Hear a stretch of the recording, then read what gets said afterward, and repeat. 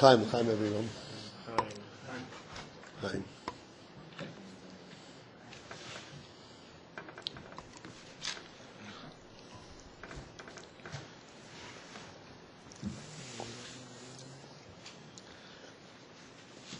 It's true when the neshama goes up, when we sleep, goes up in Gan Eden, it's wonderful, it's bliss. But it doesn't, if you don't wake up, it doesn't do anything. How about the reverse? Reverse of what? Where you wake up, but your neshama never went up really. God forbid. L'chaim, l'chaim.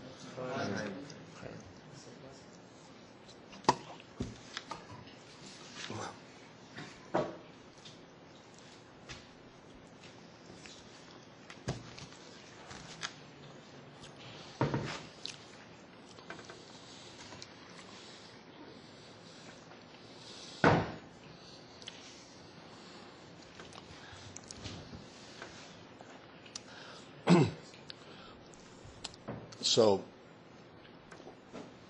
today, we are singing Nigunim, and drinking, saying L'chaim, instead of sitting and learning. Right? It's an odd type of substitute.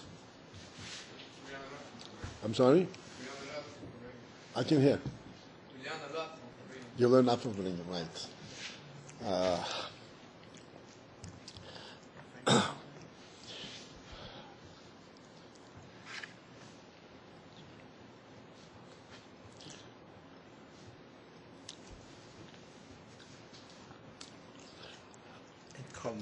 It's called their nanging for short.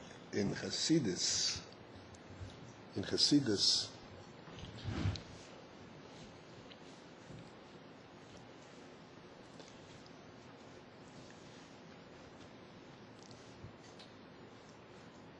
there is it's a study like any other study, and they call it in today's language, it's called Hasidic philosophy, but it's not philosophy at all.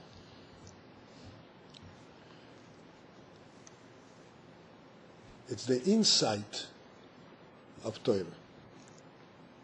Philosophy is where the human mind begins to investigate. Think, is it like this? Is it like that? I think like this, maybe like that. Philosophy is just an exercise in futility, really. This is not philosophy. This is Torah. Torah is a gift from heaven.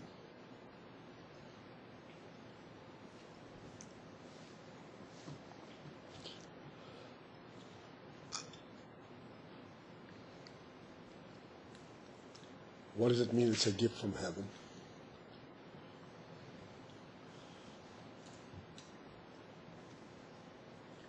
Since, as we all know, and reflect on this occasionally, hopefully, that the world was created by God,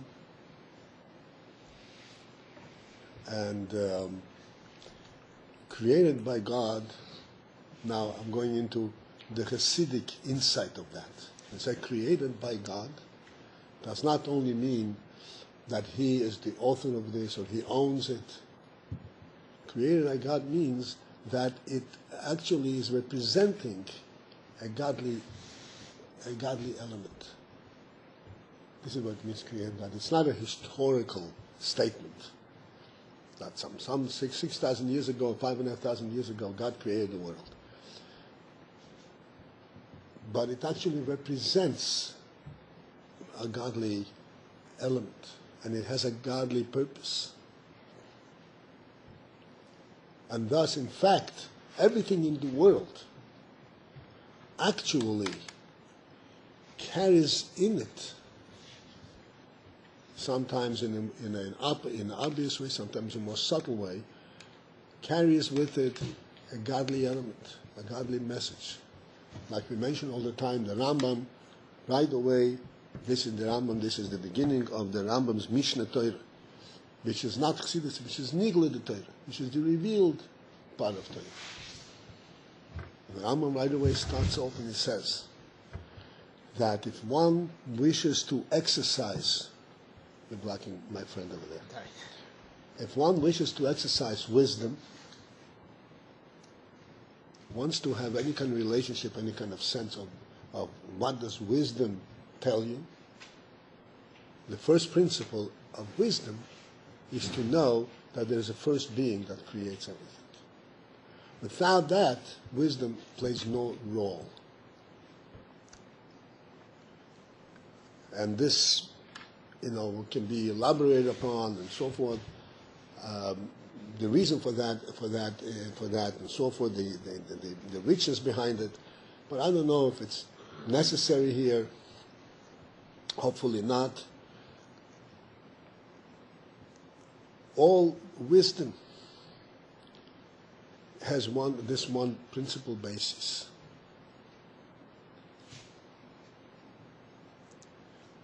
And just to explain the significance of that statement. Why is wisdom so to speak, dependent on this principle.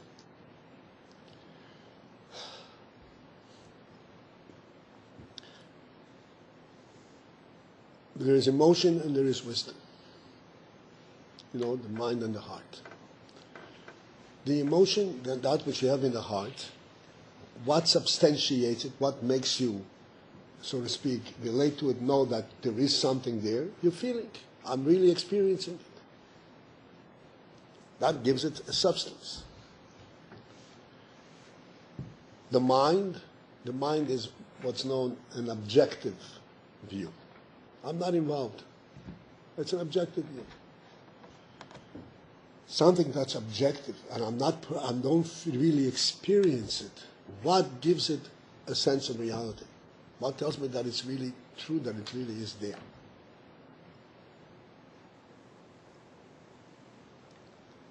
And to give us a tangible explanation of this question, it says in Chassidus that wisdom, especially Chochmah, you learn that there's Chochmah, Bina, Vadas. Wisdom is comparable to sight. There is sight and hearing.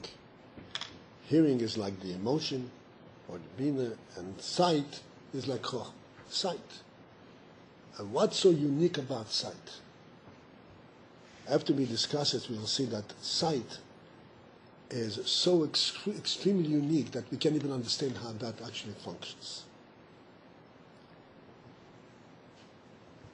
Because on the one hand, when I touch an object, I really feel it. I feel it in my hand. It's hard. It's soft. It's smooth. It's coarse. It's hot. It's cold. I feel exactly the thing. The object. There's absolutely no way I can deny the fact that I touch it and I feel it. And then in sight, I'm looking at the object, never coming in touch with it, never coming close to it, never experiencing its presence whatsoever. It has no effect on me at all. And I see it. And I'm sure that I see it. I'm sure it's a real thing.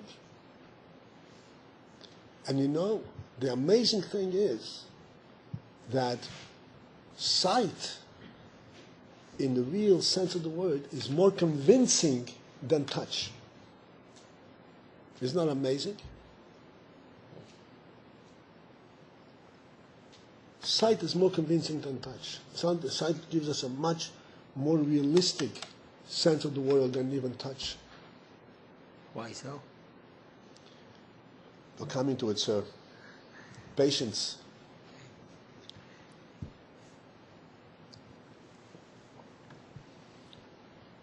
The halacha is that someone who is, God forbid, sightless, is lacking sight, he does not see, essentially he's spotted from mitzvahs. Spotted from all the mitzvahs. And it says that he does not really have a yetzer hara. We know that mitzvahs, the malachim asked for the Torah upstairs. And Moshe Rabbeinu said, you don't have a yetzer hara, what do you need a Torah for? So they're related. We got the Torah because we have a yetzer hara. Someone sightless has no yetzer hara, has no Torah. He has no obligation of doing mitzvahs. Why is such a close relationship between sight and the yetzer hara?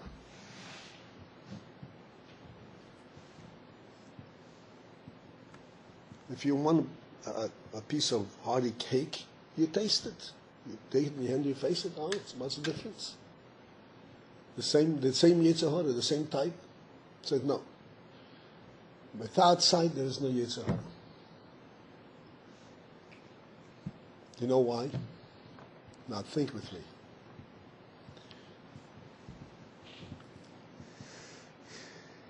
Yetzer hara is not just, if I'm hungry, I want to eat. That's not the yetzer hara. Yetzer hara is something I see, something is drawing me to it for no apparent beneficial reason. I want it because I want this thing. In order to want this thing has to be very real. You can't, if somebody said, piece of cake is not really, this is a picture, right? You're looking at the cake through a mirror, or it's a photograph. You're not going to try and pick up the piece of cake. Something very real entices a person, draws a person. Real means that it is real in and of itself, not just in terms of how it's going to affect me, but it's something that really exists. It stands on its own. And this is the difference. Something that I touch, I know that it's there only because of how it affects me, not how it exists for itself. It's not an absolute existence, not an existence that's independent of my experience of it. Sight gives me the sense, gives me the knowledge, and connects me to the object at the truth level of the object itself. At the truth level of the object, it tells me this is real. Nothing to do with your experience. It's just a reality. This is why, so that the Yetzer Hara, sight is enticing, because sight gives him the sense that this is a real thing. It's a real world. Therefore, he's drawn to it. Somebody is sightless, he only knows because of touch. It's not real. Even in halacha there is, we have to light Shabbos candles. Everybody knows we light Shabbos candles. I don't know if everyone knows the original reason for this takon of lighting Shabbos candles, among others.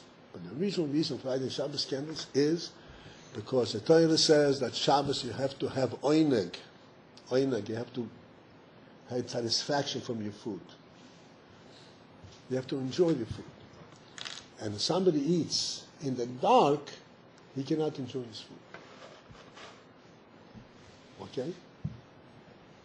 It's the same food. Why can't he enjoy it? If you don't see it, you don't have the same kind of relation to it. It's not as real. This is the element of sight. And this now is the element of intellect. It is the intellect that tells us that what we are seeing and what we are relating, what we are believing is real. It is not just for personal benefit, for personal interest. It's not just what we call a reactive reality, It's beneficial to me, therefore it's there. No. The intellect tells you that there is a truth that is independent of your experience. And this is what the Rambam says, that in order to relate to the reality of the world intellectually, that it's really real, you have to know that the world didn't create itself. The world was created by a creator.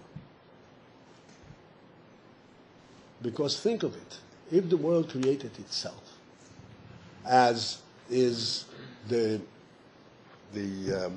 belief, so to speak, or the view, the scientific view of today,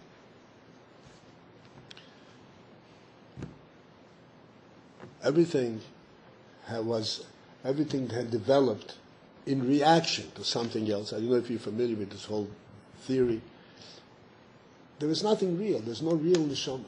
Everything has developed because of a threat, because of some negative effect. There's nothing real.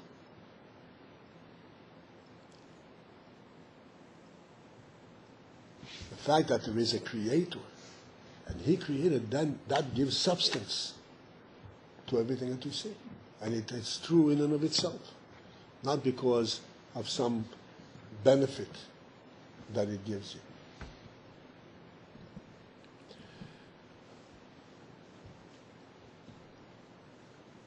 This is the Indian that the Rebbe gave us a Torah. Our Torah is an entirely different level, different intellectual concept than anything that was humanly developed. We spoke about it many times. We all have, in any decent country, there are laws that govern inter-human relations, interactions, commercial rules, and so forth. Such as, if somebody steals, he gets punished. Or any other kind of transgression of men against men.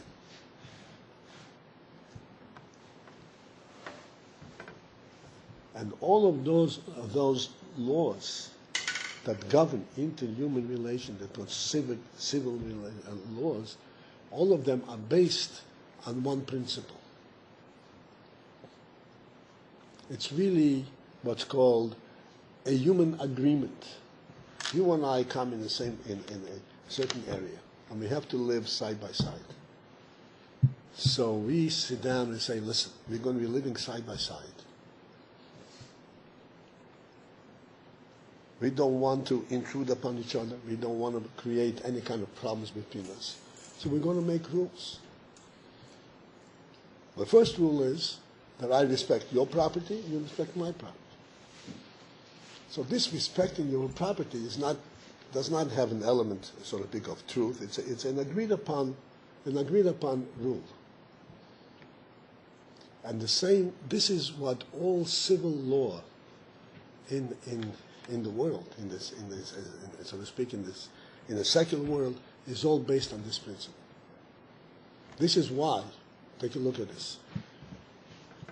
Today's laws have deteriorated to the level where they produce laws that have absolutely no principle, no human principle whatsoever. If everybody agrees upon it, that becomes a law. That becomes a rule. You can go contrary to all human values. The whole law is just human agreement. The Torah, this is God's Torah. This is a godly present. This attests, this continues, so to speak, the principle that God created the world, and it's a godly world, and the world has godly elements in it, and the Torah reveals the godly elements in the world. That's what the Torah is. And this is what, based on that, this is what the world stands for. The Rambam, as I started saying, the Rambam continues and says that there's a first being that creates everything. And then he says that everything that exists is actually representing the truth of his existence. In other words, in everything there's a truth. It is not just there inadvertently. There's a truth to it.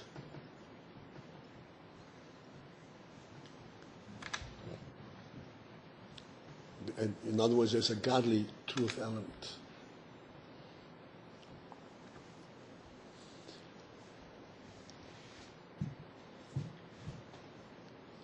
Every month we go out and we what's called Mekadesh Levon.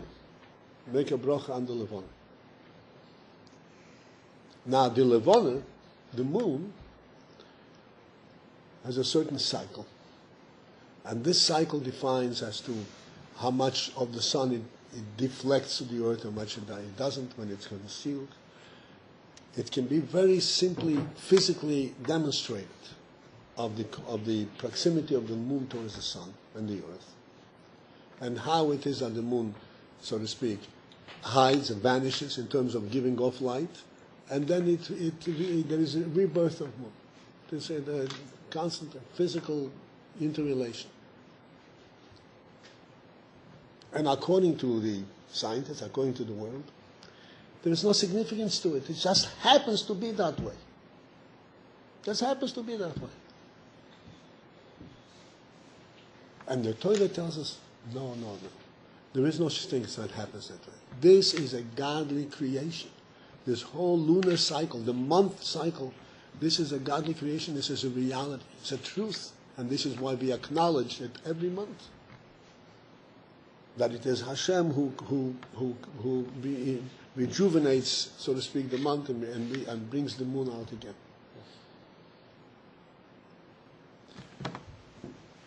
These are just a few touches on this union.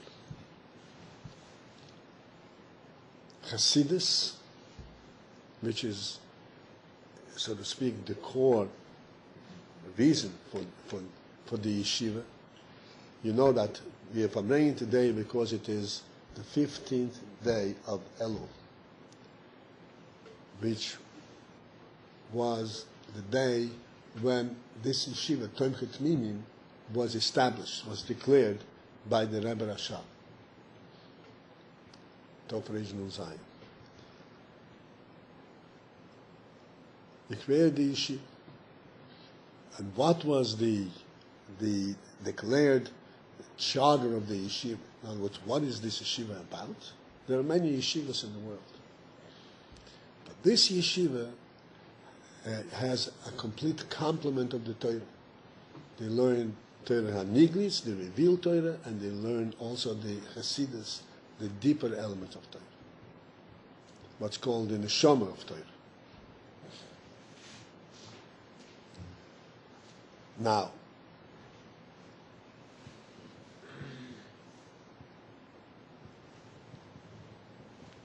if just to recognize intellectually that the reality of the world, like I said before, just sight, without touching it, I know it's real. Just to recognize the reality of the world intellectually, one has to recognize that there is a creator. Without that, it's not real, it's just reactive. If this is true on the revealed world, on the world that we can actually ultimately touch, how much more true is it when you talk about the hidden part of Torah, the secret part of Torah, the insights of Torah, the neshama of Torah.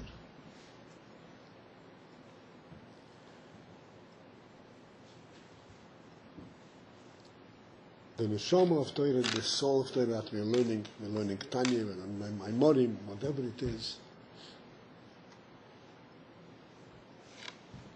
is entirely related to, dependent on the fact that we have the teachers who are teaching it to us.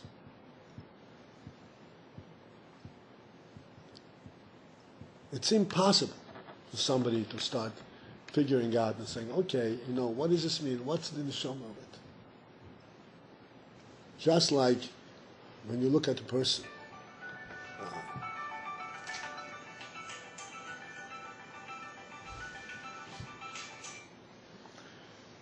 just like when you look at a person,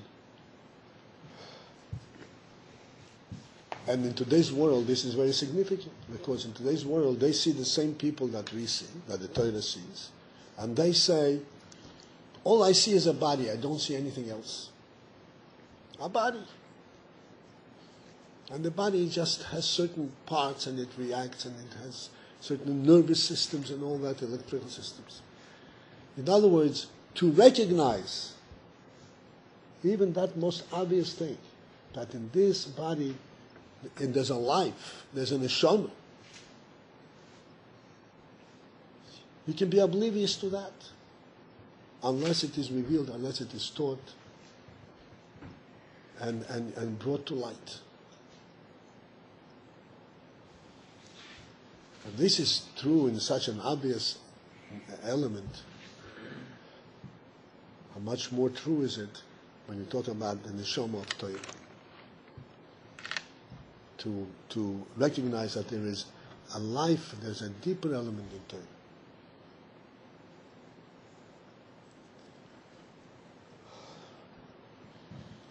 This is why this yeshiva was formed.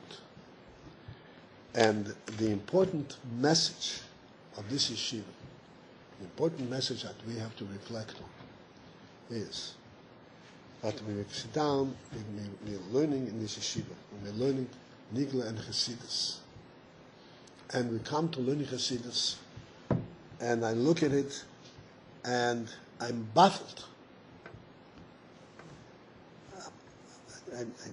What is this? I can't touch it. What is Chochmah? What is Bina? What is Das? What is that? How much did it weigh?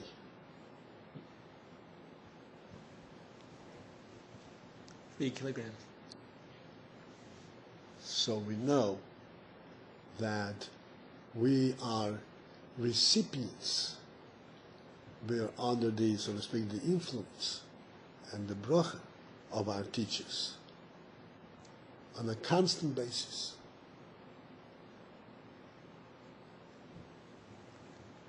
When one sits down to learn in this yeshiva, and he said, how is it going to happen that I'm going to understand these quote-unquote mystical things? I don't mean mystical in the common sense of the word, but hidden things that we know only conceptually. How am I ever going to understand it? The answer is, as we said yesterday, everyone has a neshama, whether he knows it or not. And there is a teacher in this yeshiva, there is the Rabbeim, who have imbued their koiches, their brachas, for anyone who participates, who learns this in this yeshiva. And they're bound, if they only try, they're bound to succeed in opening their minds, in opening their hearts, and be able to see and understand things that they would never dream ever be able to even to touch. This is why this day, Tesvav Elul, is so significant for us, because we all appreciate, we all value tremendously this opportunity to be able to see and to live with the truth of Torah, with the deeper element of Torah. You know that Hasidus, there are many different references to Hasidus. One is what's called Dach. Did you ever see Dach? Dalet Aleph Ches. It's an abbreviation. Dalet Aleph Ches. And this abbreviation stands an acronym of the words Divrei Elikim Chaim, the words of the living God. That's what the Hasidus is called, the words of the living God. Now, the Torah is also the words of the living God. Except that the Torah surely is the words of the living God. But when the Torah says, Bereshis bara Elokim et hashamayim v'ha'aretz, God created Shemayim v'Oretz, I know what the Shemayim is, I know what the Oretz is, I know what God created. And then I know in a deeper sense that really God continues to create it, but what I'm looking at is Shemayim v'Oretz. I'm looking at something tangible. And same thing everything else. I'm looking at something tangible, and I know it independently of who created it, so to speak. But Chassidus is Divrei Elokim Chaim on an ongoing and in a most real sense. It is true only if you are learning it and receiving it from the living God. Otherwise, what are you talking about? What is this about?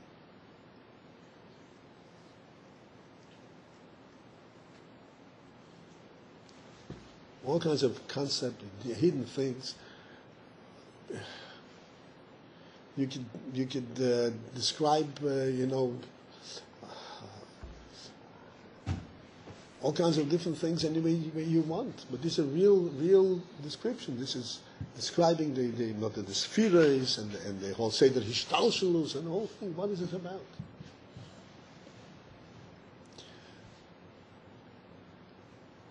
That comes truth, that comes real when we open up our mind and we say to the Rebbe, say, you know what, you teach me. If we allow the Rebbe to teach us, then we will be able to understand it. The reason for that is that our neshamas, what we have in the neshama, is much deeper than what we experience on a daily basis. And if we try to understand Torah and Hasidus on the basis of what we experience, then there's a solid wall. There's nothing there. It has to be fed into our neshamas, awakened to our neshamas. In our neshama, we definitely have that capacity.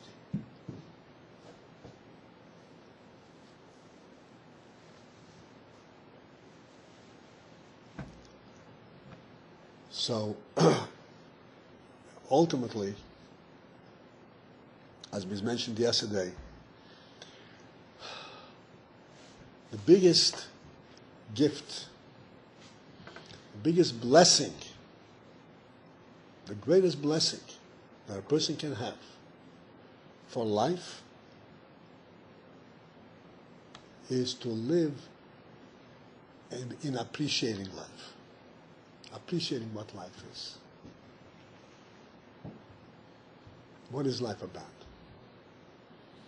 Instead of just being, so to speak, defensive, oh, I have to pay my rent, okay, otherwise I'm going to be thrown out in the street. Pay rent. Something positive, something significant. What is life about? Why am I undertaking all of this? What for?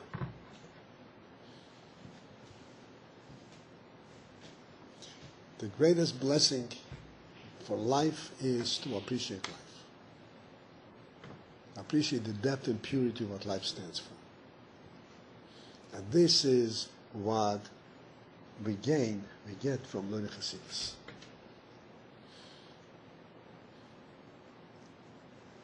This is why we commemorate, we celebrate this day, and as we all know that by Yidden we don't commemorate anything, we live it. Because anything that occurred once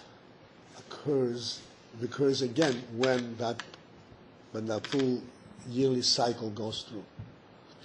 So that all the blessings and all the power, the personal power that the Rebbe has put into us, into the yeshiva, is rejuvenated on this day.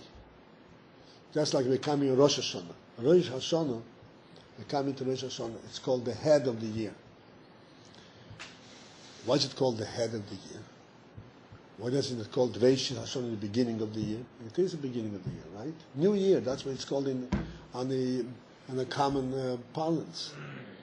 Why is it called the head of the year? Anybody know? Most important. Excuse me? I'm sorry. The most important? Most important? Year. Well, Crown. yeah, well, it's absolutely true. But the head, you say the crown, you say the jewel, you say the treasure of the year. What the head? The head has a very specific implication. Okay, yes, you may say. Okay, just like the head of a person gives life to the whole person, so too the head of year gives life to the whole year. Right. Again, this is an aspect that we understand from Hasidus. Because we look at the person and say, he has a stomach. The stomach digests his food. The stomach is the most important part of the person. He can digest his food. And therefore, and send, so to speak, all the vitamins and minerals throughout his body. To say the head gives what the head is nothing. The head is just philosophizing a little bit. What's the head?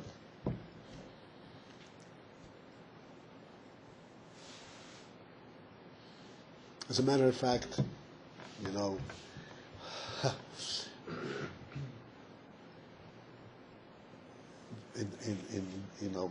you go down to, so to speak, to a step down from the yeshiva life, you go into the world life, the head is a servant of the stomach. What's the head about? The head is the means by which I make money to be able to buy food to feed my stomach. So the stomach is the most important part of the whole thing. It sounds like a joke, but it's not. I mean, it's so ridiculous that but this is the way people think. Why do they occupy their head specifically with that which is, so to speak, the mind's occupation, the intellectual pursuit? Who's interested in that? What's in it? How much money do I get out of it? How many cakes can I buy for it? How much ice cream? That's about it. So, to realize and to understand to realize and to understand that the head is actually the support, the life's force for the entire person. Is a profound understanding of tremendous significance. What this says is that this little intellectual experience, intellectual sense that one has in his brain, and even in there, in the most subtle and the most refined manner, this is what's called the chokhmah. He doesn't even know he can't even define what it is. Just a sense of life. This is where the neshama, so to speak, touches down into the guf, into the body. And this brings to life the entire body. This is what life is about. This is what brings everything together.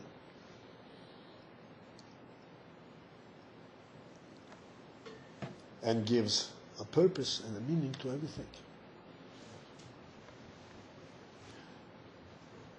So just as Rosh Hashanah is called the head of the year, because this is like a full cycle of the year, and now begins a new year, and the new year has a head, which means this is where the life force, the godly life force, is imbued into the world, and at that moment, for the next year.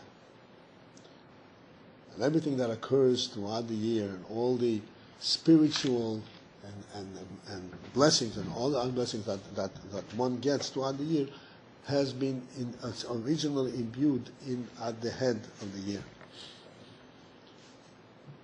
This is true in everything in Jewish life. Like Purim, when Purim comes, we say Purim is rejuvenation of the miracle of Purim. Pesach is a rejuvenation of the miracle of Pesach. What is a rejuvenation?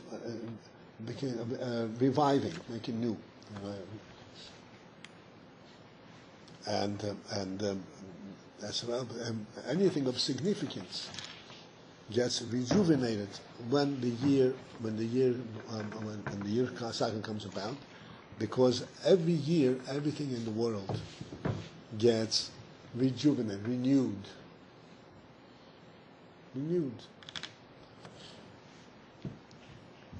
So Hashem should help us all to recognize the blessing that we have, to accept His blessing, to be inspired by it, and to utilize the gift that is given to us. One principal way to utilize this gift, as I mentioned before,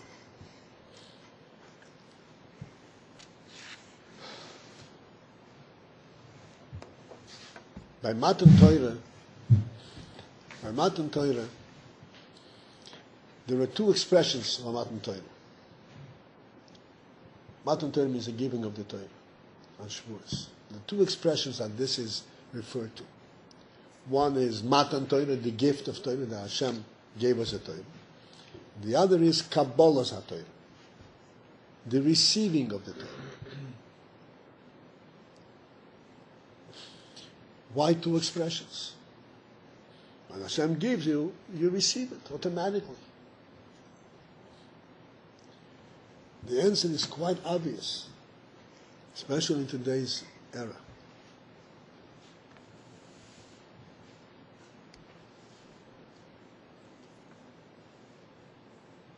Hashem can give you the Torah, but if you are scrutinous, you're in doubt, you question, okay, what are you giving me? Let me open it up, show me what's in there.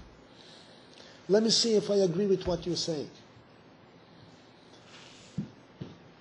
Let me see if I will like it. There's no receiving of the Torah. Without receiving the gift, you don't get anything. As a matter of fact, this is historically true, because it says that before Hashem gave the Torah to the Jewish people, He went around to other nations. To Esav and Yishmael, He offered the Torah to other nations. And each nation that was offered the Torah asked, Tell me what's in it. Tell me what's in it. That already, so to speak, was a rejection, because in God's Torah you cannot receive with your own hand, with your own way of understanding. You can receive the Torah only if you are ready to accept God's Torah the way God gives it to you. And then, if you accept it the way God gives it to you, that then elevates you, opens up your mind, opens your heart, and enriches your whole perspective. And then you actually can fully relate to it.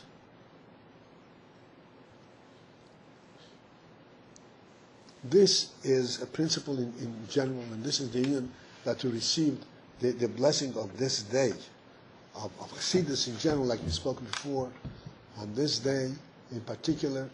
How do you receive a blessing? By accepting it. Like we eat by Matan Torah, as you all know, they said Naaseh v'nishma. What's the significance of Naaseh v'nishma? I don't need to know what's in it. I'll find out later. Just give it to me first. That's what it means. How do you know that you'll like it? How do you know that you'll be able to relate to it? If God gives it to me, then He is going to make me be able to like it and to accept it and to relate to it. He will give me both. He will give me the Torah, He will give me the means by which to accept it. Since He is the creator of the world, He will be able, and that's exactly how it happened. The same thing, and particularly today, Chassidus, we all come to learn Chassidus and be baffled. What are you talking about? It's so subtle things, and what's the point of this? The point of it is that when you learn Chassidus, and you get to sense slowly what it reveals to you, it gets a sense the so to speak the world that it unveils, then everything comes to life. Everything becomes real. The godly presence in the world becomes real. And the world itself becomes real. It's like light. You see things. You don't need to touch it, to weigh it, to measure it. You see the reality of it.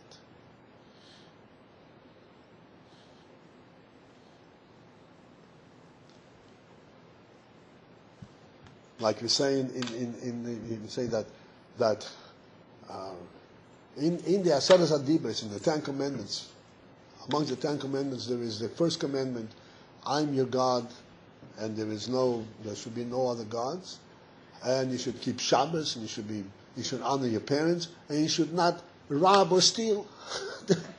the far distance between these principles. One is of the highest caliber, one is the simplest. The answer is that by accepting the Torah, then you realize and you recognize the godly presence in the simplest elements, not just in the highest elements.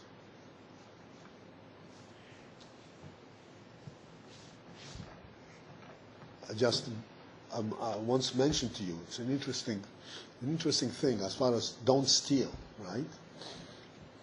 Where is, say, there is definitely, it's a godly command and so forth, but it boggles the mind to see the profound truth in this. Don't steal means that everything that God created has its domain, has its real presence. This is where it belongs by godly presence, not because I shouldn't offend my neighbor. God gives it a real presence. And we see this in the following story where the Gemara tells us. The Gemara says, again, this is something that's going to, so to speak, a little baffling, but this is a demonstration of how profound the mitzvahs of the Torah are. The Gemara says that two snowflakes, as they come down from the sky, two snowflakes flying in the mid-air, will never collide in mid-space.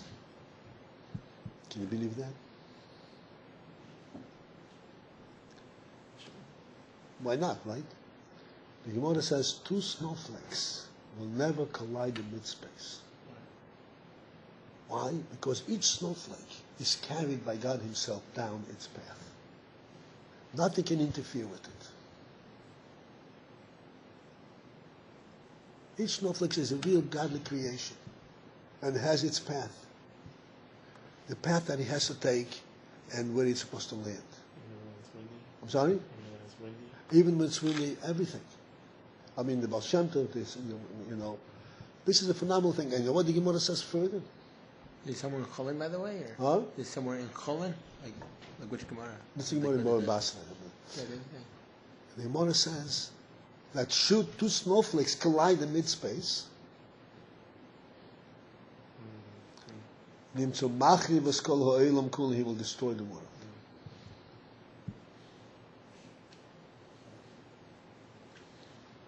Destroy the world. You're interfering, so to speak, with the godly presence in the world. It cannot be.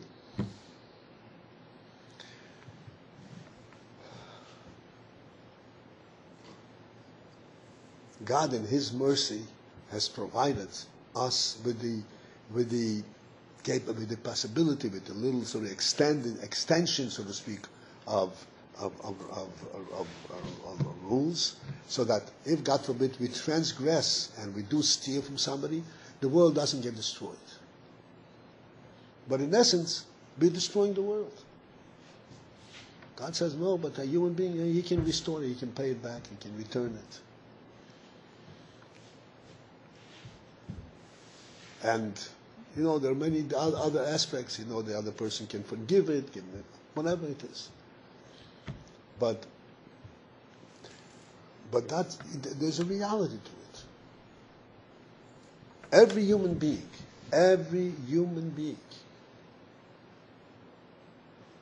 has a godly gift, a godly presence, right of being in this world. This is another very important principle, which counters completely the view of the secular world, that everything has to fight for its right to be. We don't see it that way at all. That's a false perception. We don't have to fight for our right to be. It's a godly gift. It's a godly warranty. Every person has his place in the world.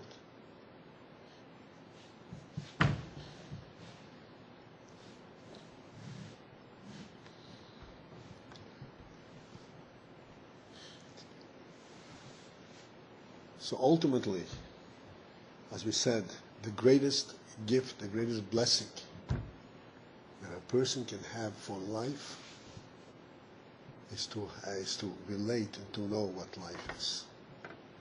Know the significance of the human life.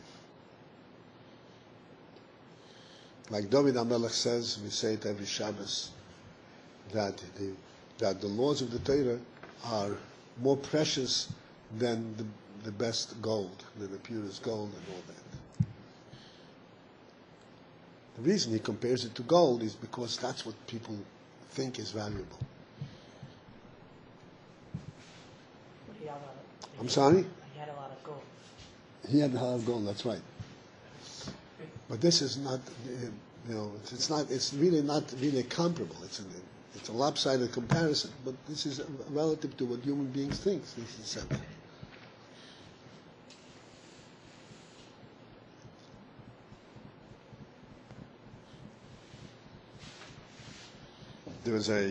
I mentioned, I think, also one time here, there was a man, Howard Hughes. Did you ever hear of Howard Hughes? Wasn't he a poet? Huh? Poet? A poet? No, he was an engineer. He was phenomenally wealthy. Like, out of context. He was the wealthiest man in the world in his time. There's a used motors, used aircraft. He was a gifted engineer, and he became phenomenally wealthy.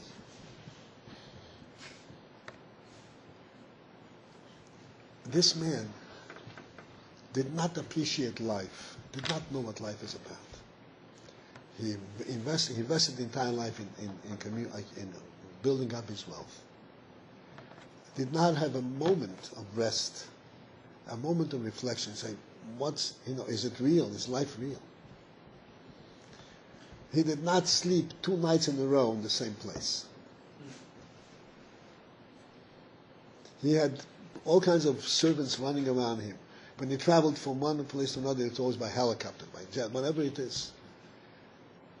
And he didn't live in the moment.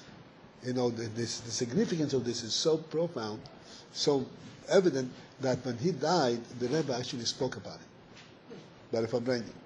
A brief reference. That's why I speak about it. The Rebbe spoke about it by Fabrengen. You have to understand what is the real gift for a human life.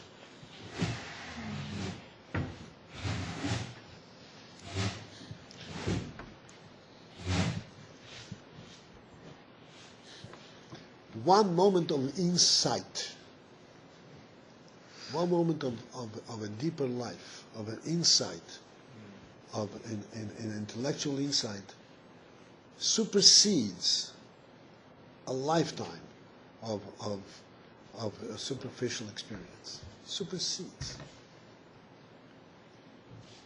That's what this day is about. That's what Chassidus is about. And for us, it's this day because that's how we got it. So l'chaim again, hopefully that we should all utilize this gift, utilize this, and receive, accept it. And then when it's done to learn, we accept it, learn it. Try to, accepting means has to mean that, I'm saying you should accept it and learn it like a dummy. Try to understand it, there's no question about it, but try to understand it. Don't scrutinize before you try. Understand it, get into it. And if you get into it, you'll get to understand it. L'chaim, l'chaim.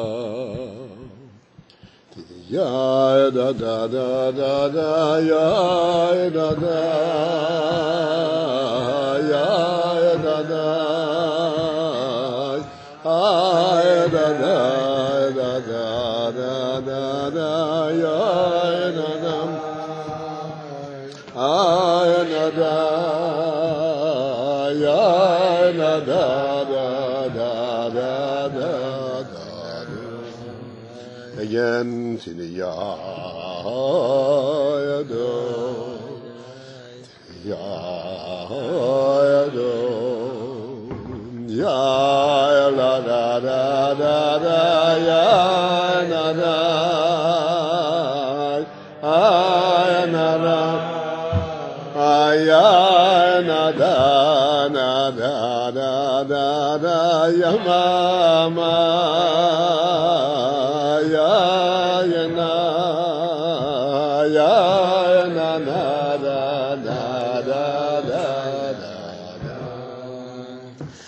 ya na na na na na na da da ya na re re na ya na teri ya na na na ya na na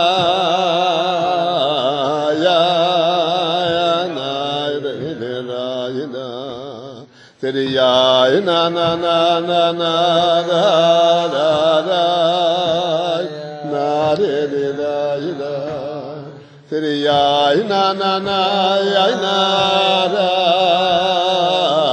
ya na re re na ya na ya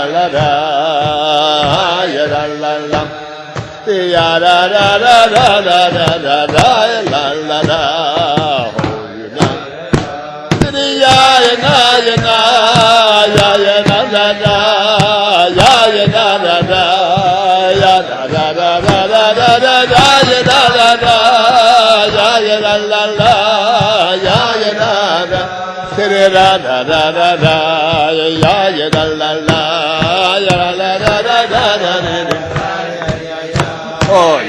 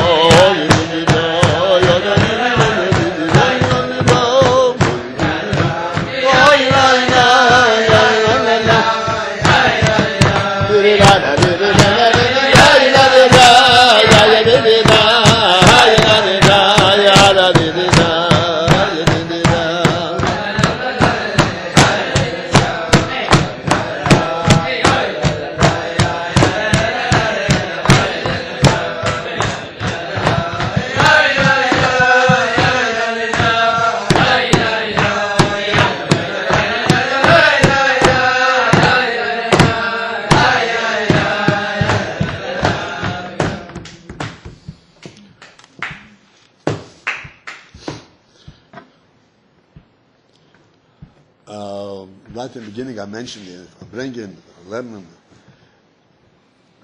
I just want to explain.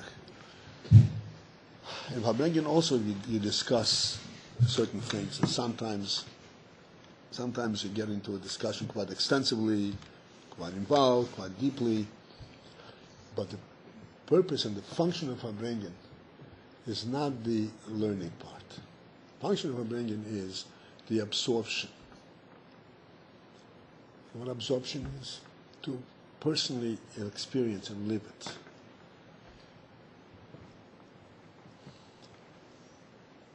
A nigun, a song,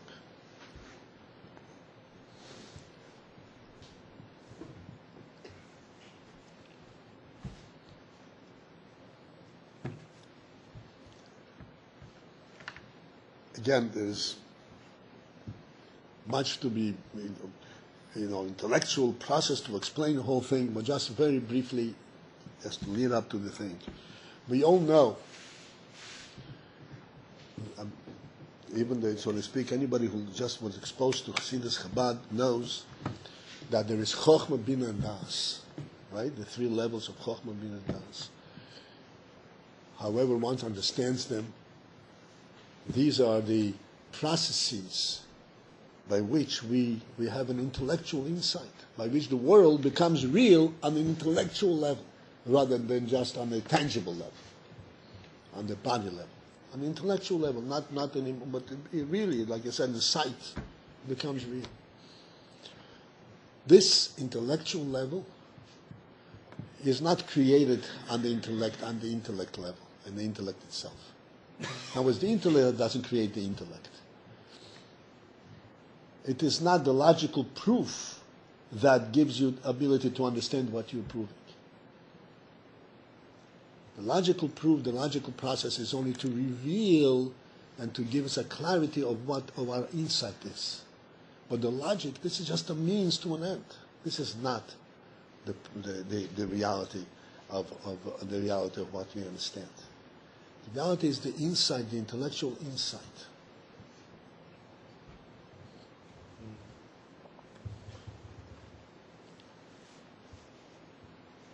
I'll give you a very simple illustration. So I always like that we should know what we're talking about. Intellect is something which is grossly misunderstood these days. What do you mean by intellect? Because we have a whole system, a whole developed system, very intense, very broadly developed system that's based on logic, and it's claimed to be intellectual, and it's the furthest thing from intellect. That's a scientific process. The furthest thing from intellect. There's nothing intellectual, it's all physical. Not a single intellectual insight. On the contrary, when they encounter something intellectual, something spiritual, they can't relate to it. Forget it, it's not real. Human beings alive cannot be real. There's no way to explain physically what life is. It cannot be real. This is the extent to which this has, so to speak, captured our mind. And we here are blessed to be able to go beyond it and to actually relate to intellect, to real into the godly gift of intellect.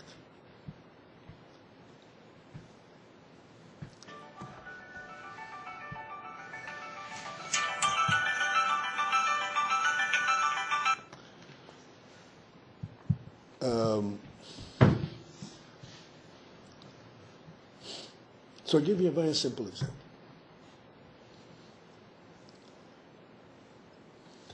You have an infant, a small child.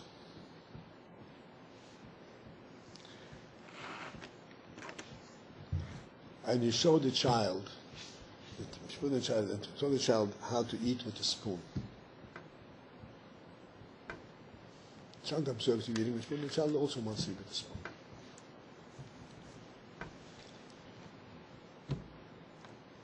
What's in it? What makes a child want to eat with a spoon?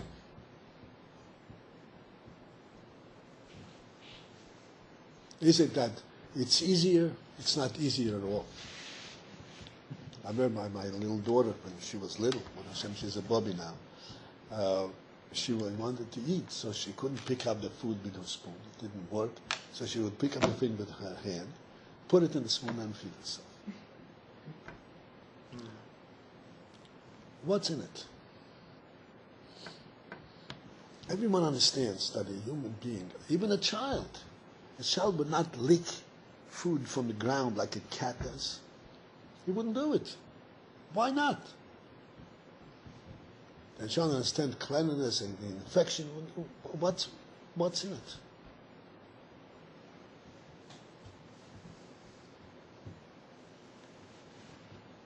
It's truly on a low level, but it's an intellectual insight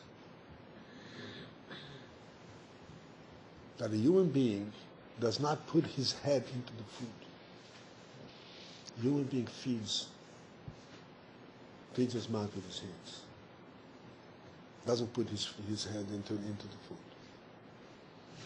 It's disrespectful. You would say because it gets dirty, because no, none of that.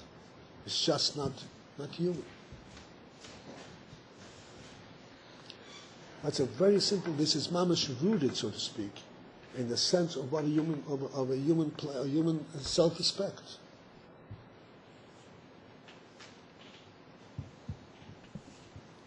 That stems from what a human being is, from the human soul. It's not even, so to speak, a godly soul, just the seichel anushi, just the human value, human stature.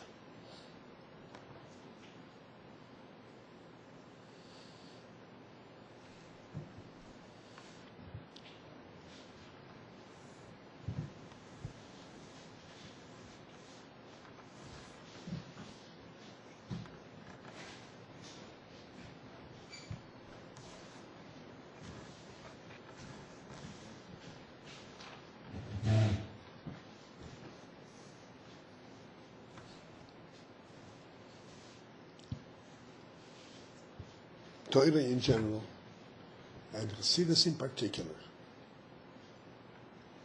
opens up that intellectual spring, opening. Now, okay, this is where I lost track where I started. So we understand, like this simple thing is rooted in the nefesh, in the human soul, what the human being is. Even this simple intellectual perception is rooted to what the intellect, what the human being is. Now, there is nothing in the human being, in the human soul, that says you have to eat with a spoon. There's no such message coming from the soul.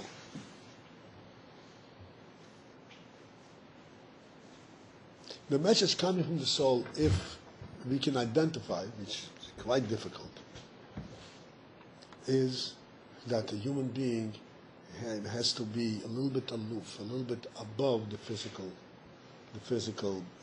engagement. There's a pasuk in Tanakh that says, Mi Yodea, who can identify and fully and comprehend Nefesh or Ruach HaOdom, the Ruach HaOdom, the spirit of man, rises upwards. In contrast, the Ruach HaBehema Shayiradas Lamata, the spirit of the behema, of the animal that descends downwards. It's a spirit. So this whole intellectual perception is actually a spirit coming out of the neshama. There is no statement in the neshama. It's nothing has not have been coded in the neshama. You have to eat with a spoon and a fork. There's no such thing. There's an element, so to speak, of a set of respect, of awe of what a human being is.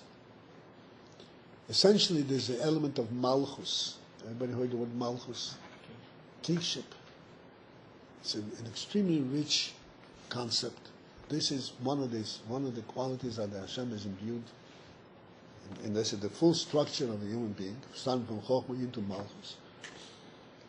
And there is so much to speak about this, Now, this spirit, at the very lowest level, the practical level, is translated in eating with a spoon, not putting your face into the plate. But until it goes down to that level of definition, it goes through what's called the whole Seder Hishtalshelus, a whole process of interpretation and reinterpretation until it comes to this practical level. At a higher level, this intellect expresses itself in song.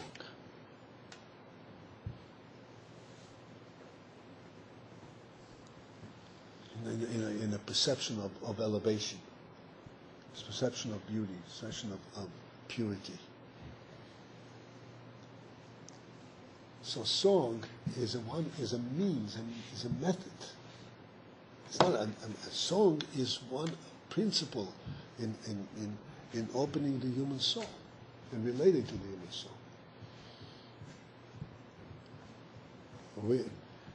One develops his, so to speak, a certain sense of the music of the song. He can then understand it, and he can then translate his intellect much more beautiful, much more richer, rather than have, so to speak, like we say, the dry logic. Dry logic is not intellect, like I explained before. It's not really. It loses completely the spirit. I had the following conversation one time. A lady called me up from Toronto. She's all distraught, all upset, all nervous, concerned. She's a Fruma lady, mamash a Fruma lady. And what happened was, she decided she's going to college, she's going to school. What made her decide to go to college, I don't know. Presumably for practical reasons, but in any case, she was exposed to college. And she started studying there, and they presented her the explanation of what human brain is and how the brain works and how this pulls this and this lever pulls that and this lever pulls that. And she lost perception of what a human being is, what life is. And she calls me up, Mom, is what what's it all about? There's nothing there. And so we had a little bit of conversation. First she said, I'm coming down from Toronto, I have to come down. Then she called up, it's too difficult to come down from Toronto for a meeting. So we had a telephone meeting. So slowly it started kind of opening up and responding to some of her points. And we came to a point where I said to her, tell me, what's superior? Listen to this. What is superior? Because you're saying computer has all the wisdom and all knowledge. What is superior? A cat or a computer? Depending what field. In no field. What is superior? A cat or a computer? What has more of a godly element? What is superior? So she says, a computer, of course a computer. A computer has all those capabilities. So I started talking to her. And finally says, you know something? You're right. A cat is superior to a computer. This was like a breakthrough. She regained her conscience, regained her life, the sense of. She began to think with her intellect, with her life, instead of the technicalities with which she was being directed. Believe me, the computer is the dumbest thing under the sun. There's not a bit of wisdom in the computer.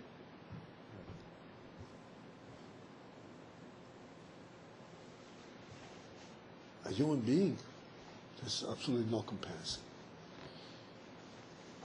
There's much to speak about it, I don't have even the time to pursue it. Just want to say this. I finished up with the niggin. I want to explain. In a Fabringen, a niggin, a song, is of great importance. A song in general is a good and very beautiful, wonderful thing. By Fabringen, a song is of great importance because the whole union of Fabringen is to open up and to absorb but in the inner cities, and that comes by opening up and going to a higher level than the logical debate that reaches directly, a little bit more directly into the soul, into the human quality.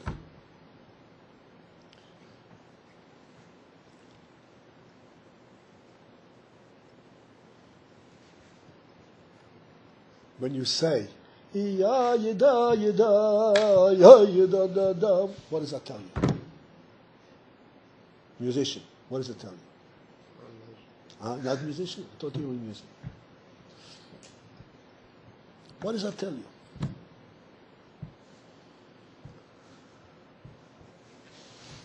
It tells you, hey, come on, get up there. Right?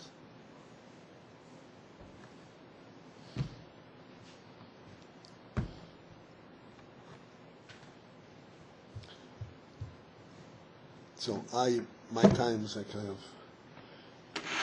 still bound down, so I have to go. It was, as always, a pleasure to meet you guys.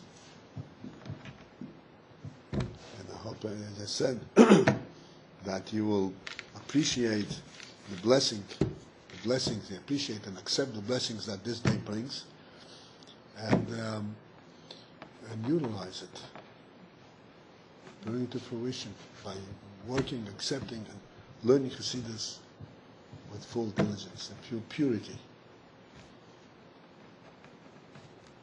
And Hashem will help you, and your mind and heart will open up, and you will be able to really understand it, to whatever degree.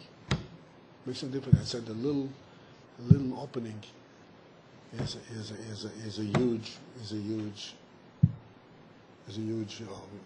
revelation.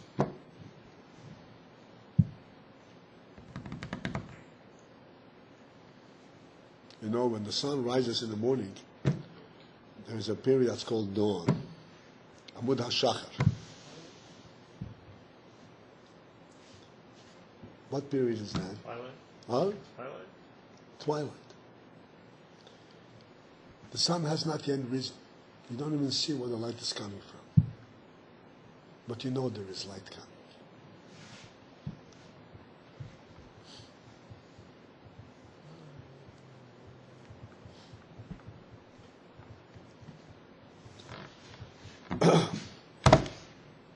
Have a nice evening.